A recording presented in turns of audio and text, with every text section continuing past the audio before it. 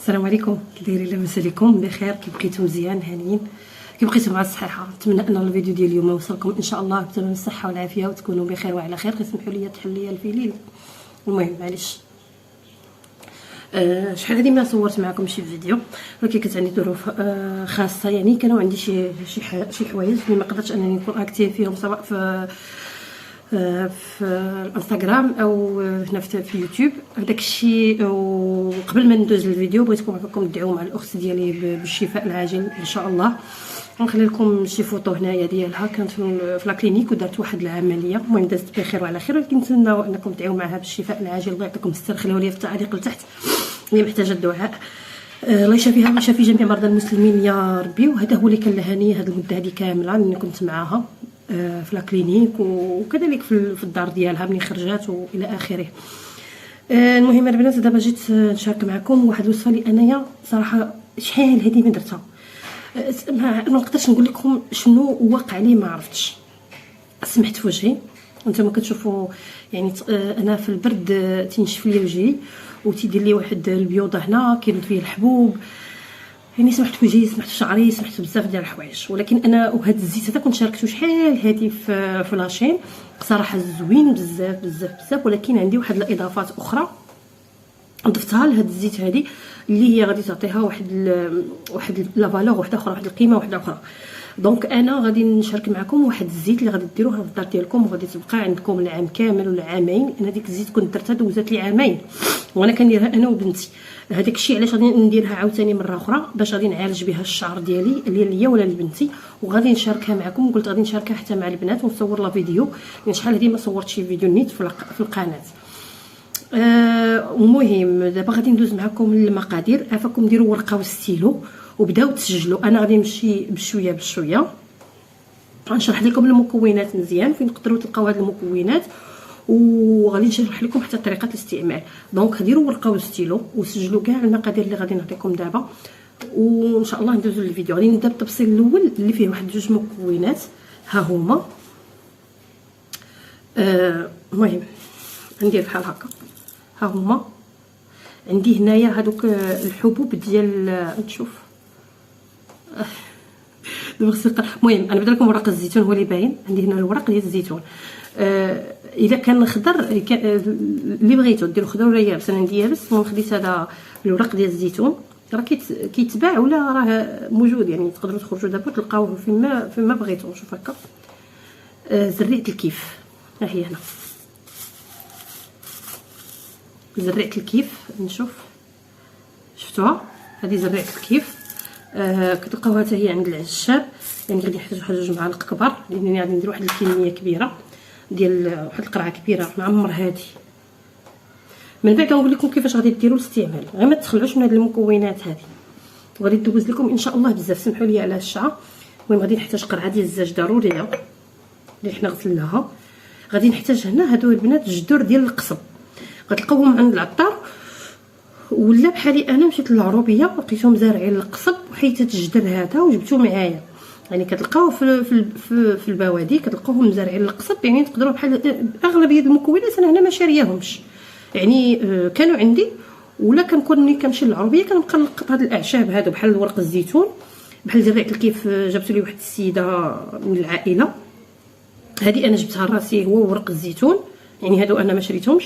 يعني بحال هاد المسائل هادو تقدروا انكم ملي تمشيو مثلا شي عروبيه ولا تخرجوا شي بيكنيك ولا شي حاجه وتلقاو هاد المسائل هادو اللي غنذكر لكم، تجيبوهم حتى تحتاجوهم وتلقاوهم. يعني بحال دابا مثلا الجدر ديال القصب راه تقريبا هادو شي 8 شهور وعندي، يعني ما كيخسر ما حتى شي حاجه. يعني هو راه مفيد البنات. غادي نعطيكم بزاف الوصفات به اللي هو مفيد للشعر والحجبان والشفران، بزاف ديال الامور. المهم دابا نشارك معكم بزاف ديال لي غوسات بهاد الجذور ديال القصب، غير خليكم معايا. غادي نحتاج هنا العود ديال القرفه، هذه حتى هي عندي في الدار، يعني ما احتاجيتش انني نمشي نخرج نشريها. يعني بعض المكونات انا ما شريت حتى حاجه، كلشي عندي في الدار. انا كنجمع الاعشاب وكنجمع المكونات هادو. دونك هنا ما خرجتش ومشيت عند العطار وشريت. دونك هادشي كامل عندي في الدار. نتوما اللي ملي تشريو كاينه الحاجه اللي غتشريوها وكاينه الحاجه اللي غادي تلقاوها عندكم في الدار، وكاينه الحاجه اللي غادي تخرجوا على برا وتلقاوها. يعني مكونات هي سهله وكتقام بالمجان تقريبا. المهم غادي نحتاج تقريبا واحد هكا، هي واحد العويدات هكا ها نتوما ها شحال عندي ديال القرفه، هي زوينه للدوره الدمويه. وحنا غنشارك معكم هادشي هذا كامل. دونك غندير التبسيط بحال هكا. انا عندي هذا الشيء غير قليل، شوفوا التبسيط. غنشارك معكم هادشي كامل. عندي هنا سمحوا لي نتكي شويه التيسكون باش يبان لكم اكثر، واخا ما نبانش انا. عندي هنا ازير، هذا ازير عندي تقريبا واحد 2 معالق كبار. عندي معلقه كبيره ديال السانوج، هادشي ما مدقوقش البنات، كلشي راه باقي عندي طري. عندي هنا هذه السلميه، حتى هذه مشيت للعروبيه وجبتها، يعني ما شريتهاش، يبستها وخليتها عندي في الدار. هذه راه عندي مده وهي عندي في الدار، كنستعملها في بزاف ديال الوصفات سواء الشرب ولا كذلك مسائل التجميليه. عندي السلميه، عندي مريوته هي تنجيبها من العروبيه، يعني موجوده، كنجيبها حتى هي كنبسها ونخليها عندي في الدار. عندي هادشي هاد المكونات هانتي كندير غير بحال هكا، كديري هكا وتحطي في التبسيط، يعني ماشي غير هانتي الكمشه ديال يدك وكتحطي. عندي هنا تقريبا واحد الملعقه صغيره، بحال دابا الحاجه اللي غنحتاج فيها العبر راني غادي نقولها لكم. ملعقه صغيره من هذا من الحرمل. بالنسبه للحرمل البنات اللي عندهم لا طونسيون ما يديروش الحرمل والقرنفل وزريعه الكيف. الناس اللي عندهم لا طونسيون كيطلع ليهم ما يديروهمش هادو 3. عندي هنا اللويزه حتى هي درت لها غير بحال هكا وحطيت. عندي واحد 2 معالق كبار ديال الحلبه، ها هي فين هي. عندي هنا هذا اش كيقول الفوه، غنيه بالماده ديال الحديد. نتوما عارفين بان الشعر ديالنا كيحتاج الماده ديال الحديد. دونك هذه راه الفوه البنات، هذه مطحونه عندي، وتقدروا ديروها ما مطحوناش، يعني غير عواد هكاك وتستعملوها، تاخذوا واحد 2 عويدات ولا 3 وديروهم. عندي السدر، ها هو. عندي كذلك واحد الكمشه بحال هكا. وعندي هنا الشيح حتى هو هكا واحد الكميشه، الشيح راه معروف. وعندي هنايا هنا غتشوفوا واحد عويدات قهويين، هادو الباديان، نجمه ديال الباديان، واحد الملعقه صغيره، والقرنفل واحد الملعقه صغيره. انا كنأكد لي عنده لا طونسيون ما يديرش كيطلع ليه، ما يديرش القرنفل، ما يديرش الحرمل، ما يديرش زريعه الكيف، مع انهم راه مفيدين بزاف للشعر. والوصفه كتختلف نوعا ما بهاد الا كانوا هاد المكونات كاملين يا ريت. دونك هادو هما المقادير اللي غادي نحتاج، زائد الزيت النباتيه البنات. من الاحسن ما ديروش زيت العود، دونك غادي نديرو زيت النباتيه. هنا هاد الجدر ديال القصب نحاول انني نقسمو ونرجع لكم. المهم غادي نجيب قرعه ديال الدجاج، ها هي، وغادي نحاول انني نعمرها بهاد المكونات كاملين. المهم داك العواد كنقطعهم بحال هكا باش ما ياخذوش اتساع.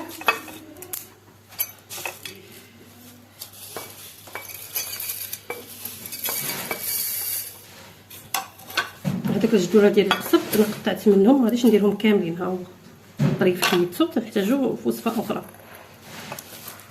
غادي نبقى نعمر في هذه القرعه هذه، نعمرها ونرجع معكم.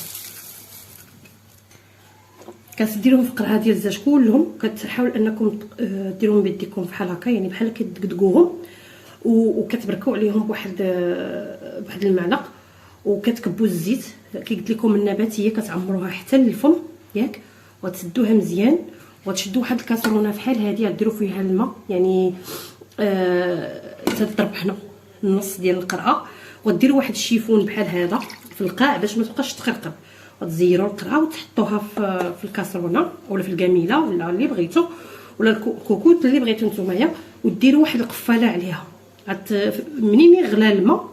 منين يغلى الماء كتنقصوا البوطه وكتخليوها من الساعه حتى الساعه، من 30 دقيقه حتى ل 45 دقيقه على البوطه، على عافيه مهيله. من بعد كتجبدوها وكتخليوها 3 ايام في الظلمه، يعني كتخشوها في بلاكار او في ماريو او شي حاجه بحال هكا 3 ايام في الظلمه. من بعد الاستعمال هذه كتكون كونسونطري بزاف، يعني ما غناخذش هاد الزيت هذه ونديرها مباشره لشعري، لا، غناخذ مثلا واحد 2 معالق حتى 3 من هاد الزيت فقط، ماشي الاعشاب كتبقى هنا، الزيت فقط. كناخذ واحد 2 معالق حتى 3 المعالق من هاد الاعشاب، من هاد الزيت هذه ديال هاد الاعشاب اللي كتكون اصلا ديجا شربات هذيك المكونات، وكديروها في واحد الاناء وكتضيفوا عليه الزيت البلديه او الزيت النباتيه اللي بغيتو، ماشي مشكل، او صفر بيضه اللي بغيتو نتوما، وكديروها.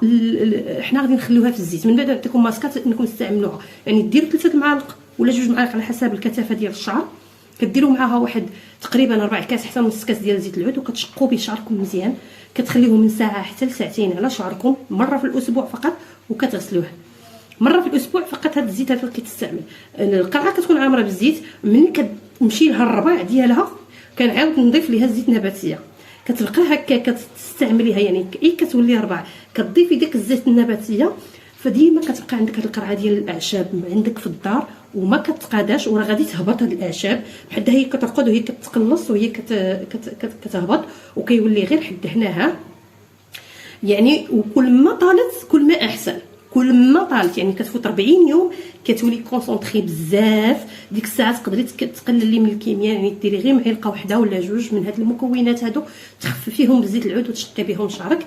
راه كتطول الشعر، كتقوي الشعر، كترطب الشعر، زائد انها كتحبس التساقط. نتمنى انكم تستعملوا هاد الزيت هذه وتعجبكم. ما تنسوش انها فيها بزاف ديال المكونات ومغذيه، وفيها ماده الحديد ايضا اللي هي من الفوه، اللي غادي تساعد الشعر انه يسترجع الصحه ديالو. نتمنى لا فيديو ديال اليوم يكون نال الاعجاب ديالكم. مع السلامه.